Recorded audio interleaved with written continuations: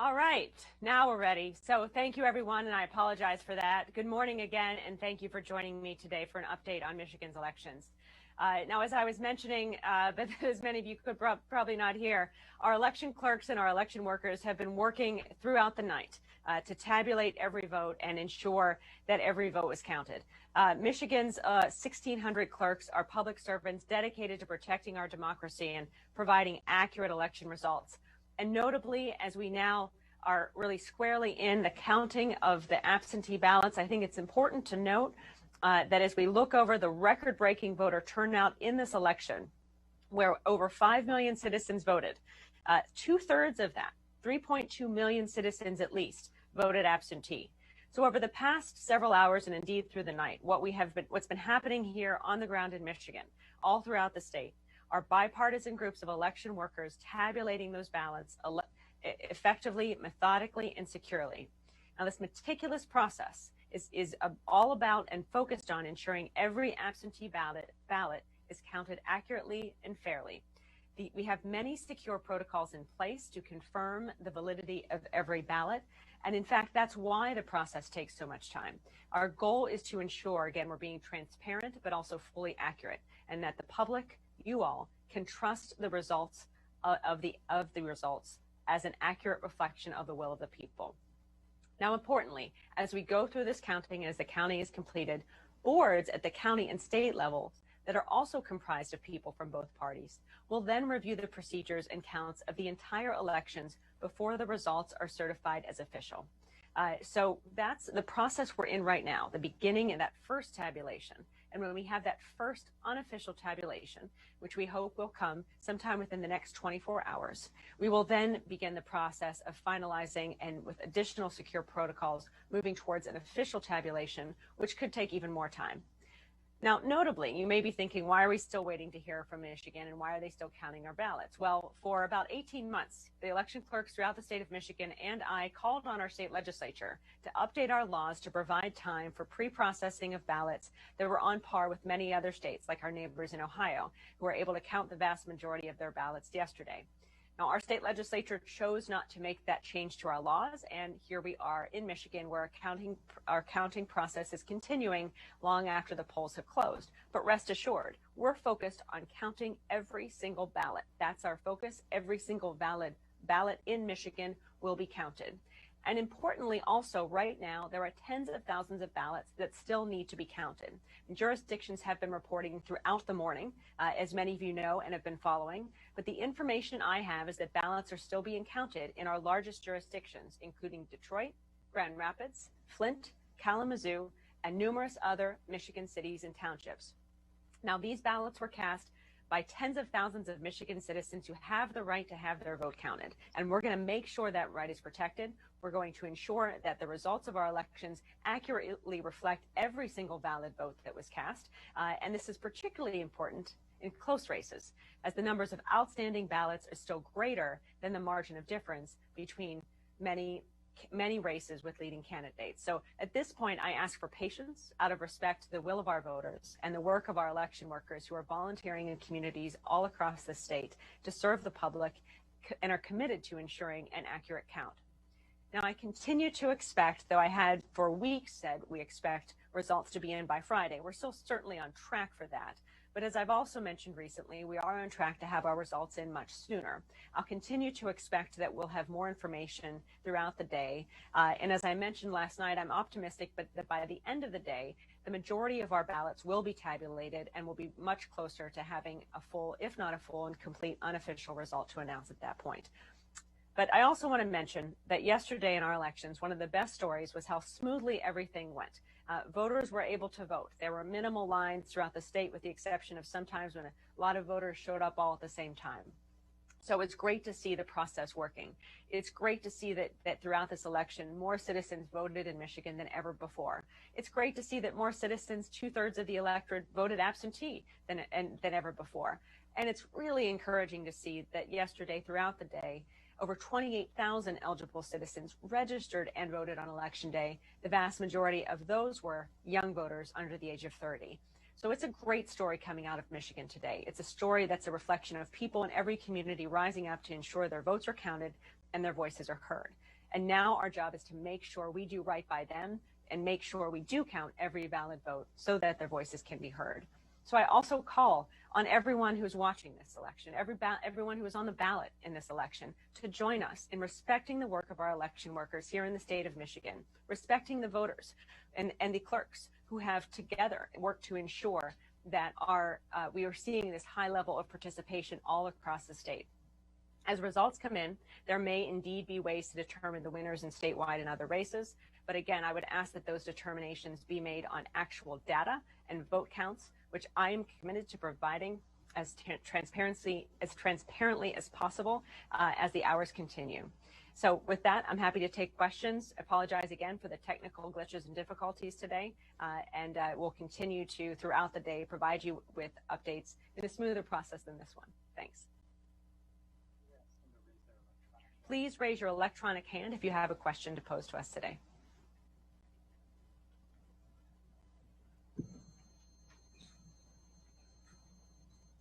Good morning, Secretary Benson. Hi. Hi, what's your best information now on how many total votes were cast and whether, in addition to setting a record for total votes cast, what the percentage turnout looks like in Michigan? Well, we know that well over 5 million citizens voted, and we're still getting that actual tabulation in. We know that tens of thousands of ballots are still outstanding and need to be tabulated, and so we'll get a much firmer picture of that. But what I can say with confidence is that more citizens voted in this election than in our past record-breaking election in 2008, and we're really happy to see that. So in the days ahead, one of the data points that we'll continue to focus on and work to get to you all is that actual turnout number. Some of you may know I have a bet with the Ohio Secretary of State as to who's going to have the higher turnout percentage, so I'm eager to see that number and compare it to Ohio as well. But the bottom line is we're focused right now on supporting our election workers as they securely and meticulously tabulate every vote and making sure we get those unofficial results out to the public as efficiently as possible.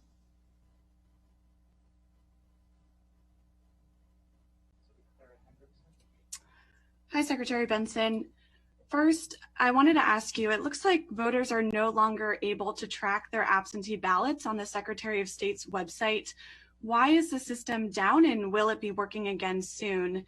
And second, you may have seen some social media users are sharing 2 screenshots of elections maps that appear to show Joe Biden receiving over 138,000 votes in one update overnight in Michigan, with the other candidates not seeing their vote counts change. The suggestion is that Biden is being magically handed votes, and I'm wondering what you would say to those claims. I would ask everyone to not repeat misinformation. And we've seen a number of elections already this year, the use of false graphics to try to indicate that there's some sort of problem happening. And what we've said throughout this entire election cycle is that we have to be mindful of posts made on social media. Now, I have not seen the ones in particular that you're talking about, but notably, the trusted sources of information about the count here in Michigan are our election officials and the county websites and our website that's reporting out the data. That's what we encourage everyone to look at for results.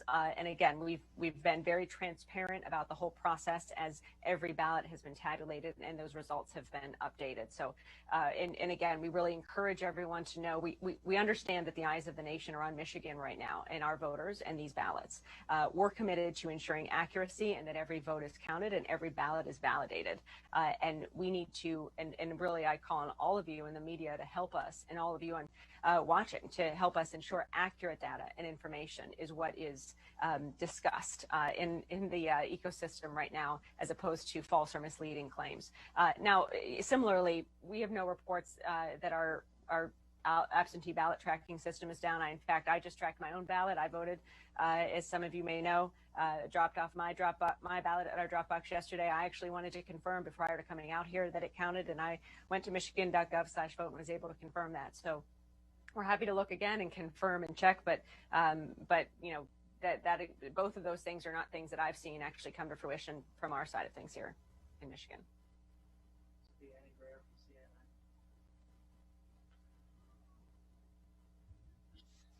Hi, Secretary Benson. We saw last night President Trump in his speech not only declare victory, but say that he was going to be going to the Supreme Court, but was unclear for what reasons he would be doing so. Can you talk about, what the state of Michigan is can do, in response to that, and how a court could potentially stop the count if that's possible, what that looks like?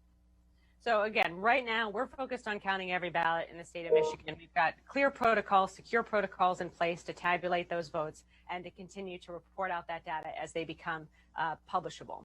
So that's our focus. We stand by the process. As an election law attorney myself, who spent close to 2 decades working on election law issues and ran a law school, we're very familiar with the process and legality of our process and have great confidence in it, and we're ready to defend it.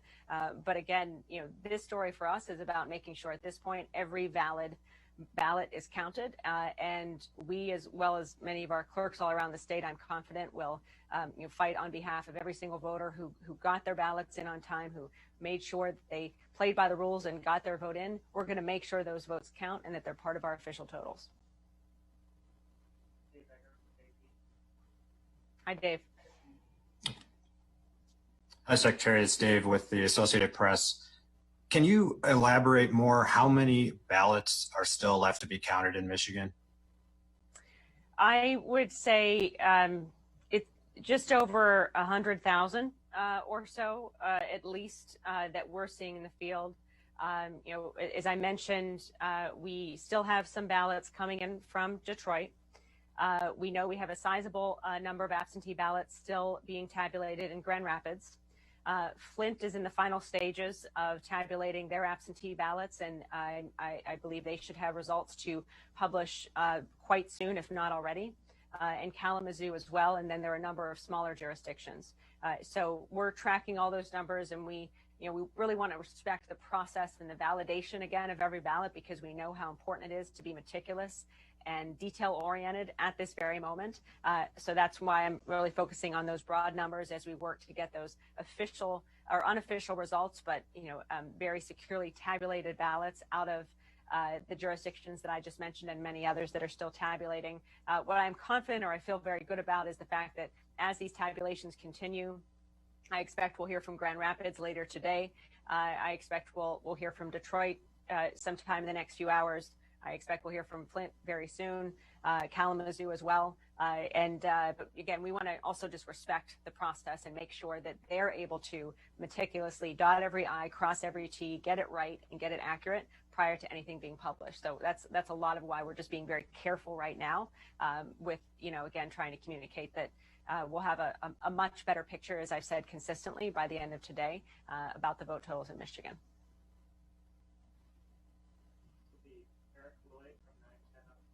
Hi, Eric.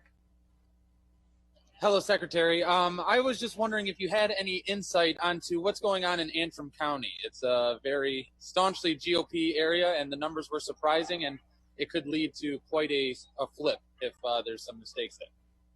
Well, I'll let the pundits and the people looking closely at the data and the results of different elections make those analyses. I'm truly just focused on myself, as I advise a lot of folks to do, just blocking out the noise and focusing on the count, making sure we get those tabulations done, making sure they're secure, making sure the ballots are validated, and that we're following the process to the letter, so that people can have confidence that as the results come out, however they are analyzed, that they are an accurate reflection of the will of the people.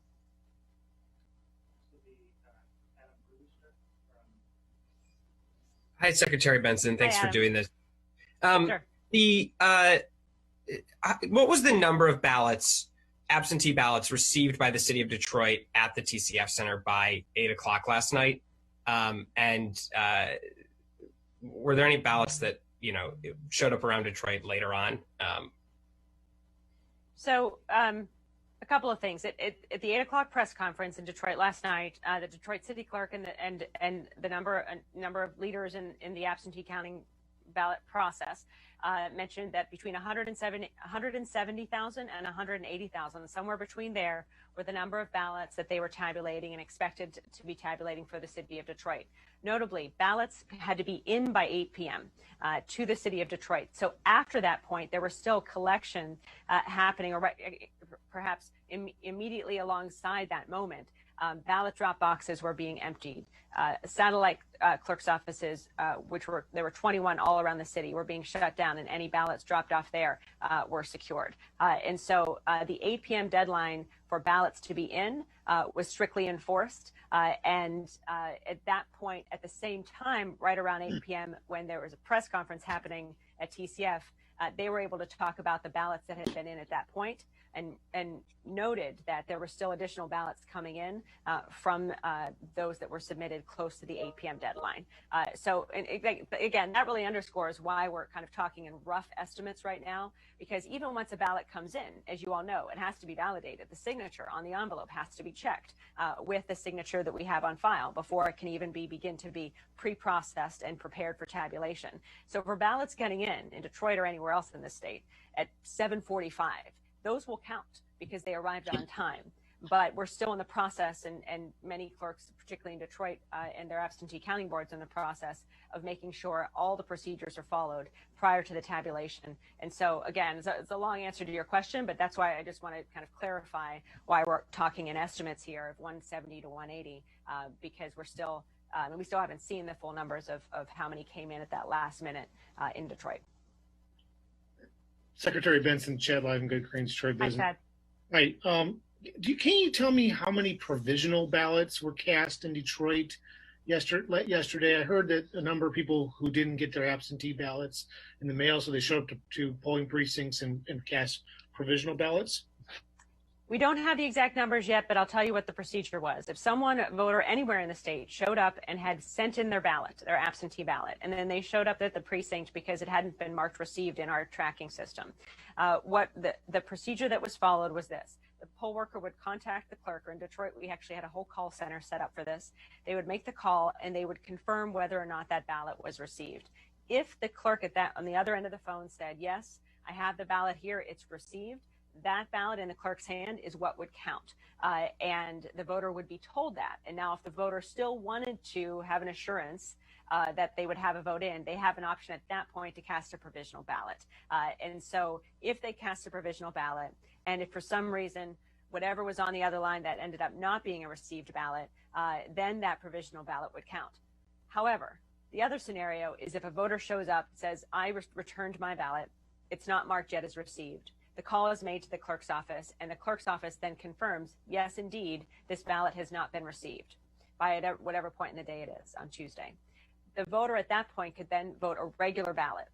And then at that point, it's marked in our qualified voter file. If any absentee ballot does arrive from that voter, and of course, every ballot is barcoded, then that ballot arriving, that absentee ballot arriving, would be invalidated and spoiled and not counted. So that's the sort of bifurcated process. You see one scenario, you'd have provisional ballots, one you'd have an actual ballot. In all scenarios, only one vote is counted per voter. And I imagine a lot of the details, and to the extent that and either of those scenarios played out in our precincts yesterday, will be sorted out in the days to come. Hi, Secretary Benson. I wanted to ask, you mentioned there's about 100,000, maybe a little more than 100,000 outstanding votes. Are all of those absentee ballots, or are there a few in-person ballots that are still outstanding? And if there are a few, about how many of those would you say are remaining? These are, if not all, they're the vast majority are absentee ballots. The ballots voted in person yesterday were reported soon after the polls closed, and those were really the first returns that you started to see, alongside some absentee ballots in smaller communities that had not as many absentee ballots to go through. So you saw a mixture of both, but you saw in many communities, like in Detroit or like some of our larger jurisdictions, just the in-person vote coming through, if that. And so now we're at a point where a lot of that in-person vote has been reported, and the remaining ballots are primarily those, if not all, those voted absentee. Again, remember, and particularly for folks nationally, here in Michigan, we have a very decentralized process, particularly when it comes to counting. We have 1,520 local election jurisdictions. within 83 counties. And that counting process happens on the local level.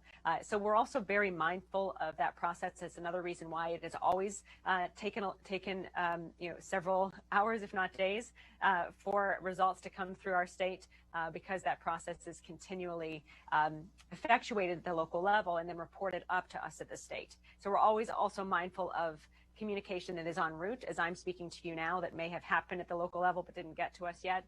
And that's why, again, patience and vigilance is really key, and just knowing we're really committed to getting this right and to counting every vote. Megan? Secretary Benson, thank you. We are hearing reports that attorneys are coming to the TCF Center to challenge the vote or the count. What can you say about any sort of legal challenges that may or may not be going on with the count right now? Yeah, as I mentioned before, we understand the heightened focus that our state is under and that our processes are under, and so we fully expect that there will be a number of people watching the process, or perhaps even, as we've already heard, putting out allegations about the process or anything in between.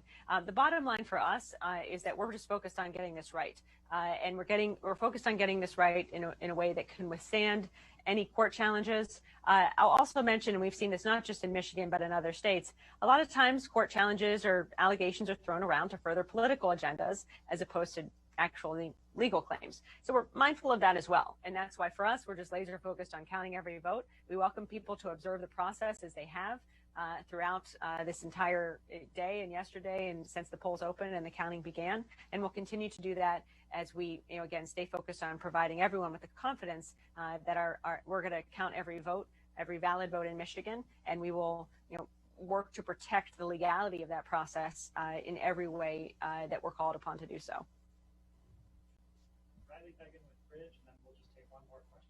Hi, Riley. Hey, Secretary. Thanks for doing this. Sure. Your office had mentioned yesterday that there were some live calls sent to voters in Flint and Grand Rapids related to misinformation about the possibility of being arrested at the polls. Do you have any updates on where those came from, what the scope of those calls were, and if it might have affected the vote there? We know a couple of things. One, when calls came to our voters, they were almost immediately reported out to our Attorney General and to our office. Our Attorney General then swiftly went to work both debunking the claims and launching an investigation. And we were, of course, supporting that investigation, and we worked and really doubled down our efforts to inform every voter about their rights in any community that was affected. We know that robocalls and text messages and a number of other efforts that were targeting our voters yesterday in an effort to depress turnout and deter people from voting. What I saw yesterday, however, is that they didn't work. Numerous people voted, record-breaking turnout in communities all across the state, and particularly in the communities that you mentioned, we saw a large number of people vote, both during the day and absentee. So that's a good thing. It's an encouraging thing, and it shows to me, the goal of misinformation is to cause citizens to lose confidence in the results of their election and believe that their votes don't count and their voices don't matter. But we really have been working in Michigan to make sure if and when misinformation hit our state and hit our citizens, as it did yesterday in certain areas, that they knew not to believe it and they knew what to do with it, which was reported to us. And that's exactly what happened. So it was really gratifying. It was actually a great thing to see. And again, we all worked together as a team to make sure that we educated our voters. We continued to encourage people to know with confidence that if they showed up to vote, their vote would count, that they would be safe and secure. And indeed, that's exactly what did happen for everyone who voted in person yesterday.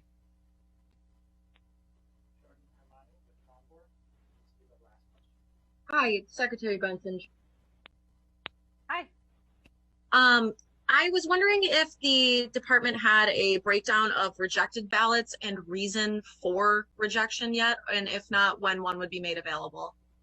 Well, as you know, that's something that we've consistently looked upon and tracked in many elections so far this year. And as you also may know, in past elections, it takes a few days to get those counts. And in fact, in the past, we've tried to let you know as soon as we could when there have been ballots that otherwise have been rejected.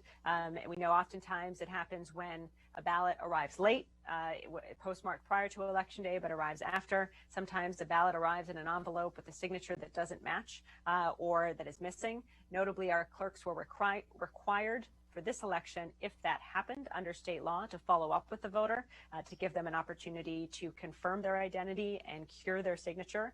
So we're still sorting through a lot of those details and a lot of that data. We certainly will have it in the days ahead. And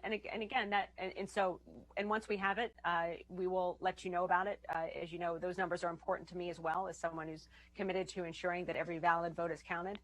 And we want to continue to educate voters and the public if there is ever a time in which a vote is not able to be counted, why that is. And that's why I really just want to close by reemphasizing our process here and what everyone can expect in the days to come. Right now in Michigan, tens of thousands of ballots, absentee ballots, remain to be counted, and particularly in the larger communities I mentioned, parts of Detroit, all of Flint, all of Grand Rapids, and all of Kalamazoo City, and as well as some smaller jurisdictions throughout the state.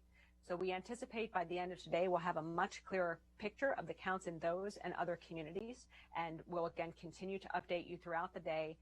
And feel free to reach out to us if you have additional questions. After that happens, when we announce the full statewide tabulation of every vote in the state, that is the unofficial tabulation.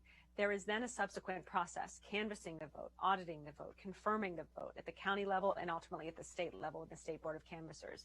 That's going to happen over the next 2 weeks. And we also know, and we're already seeing, and you may already be, we're prepared for any challenges that are going to come in that same time period. So, we're still moving forward with that methodically, with our eyes laser focused on counting every vote and protecting every legal vote in the state of Michigan, ensuring that it's part of our official results ultimately when we get there.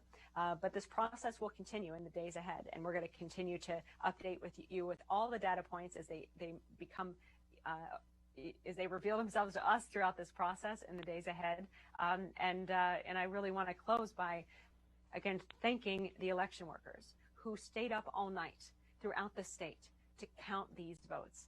Those who showed up in Detroit at 9 p.m. last night and stayed until 5 a.m., counting through the night methodically and securely, taking on the challenges that came their way to make sure every vote was counted, proudly doing so. I've talked to so many of them, and all they just wanted to know, like we all do, is that every vote was going to count, and they wanted to be a part of that process. And so right now throughout the state of Michigan, a lot of that's still happening. And I want to, more than anything, just respect their work and stand back and let them do their jobs so that we can all be confident when we get the results from those absentee counting boards that they're accurate and they're a reflection of a lot of hard work. But just also know that we are working as efficiently as possible within the confines of our current law to get that data out to you, again, with great gratitude and thanks to the election workers who have been working